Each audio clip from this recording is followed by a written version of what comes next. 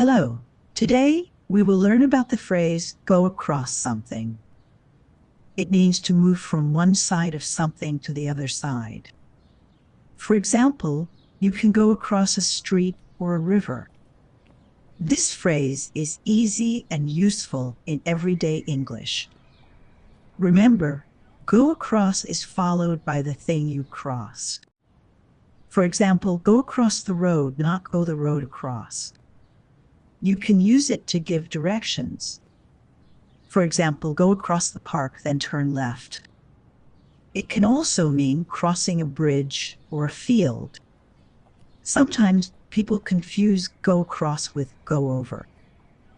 Go across means crossing on the same level.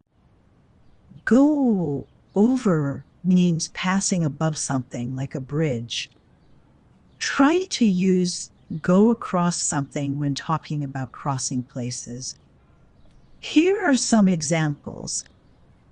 Go across the street. Go across the river. Go across the field. Practice these sentences with friends or in your writing. It will help you speak English more naturally. Thanks for watching. See you next time for more English lessons.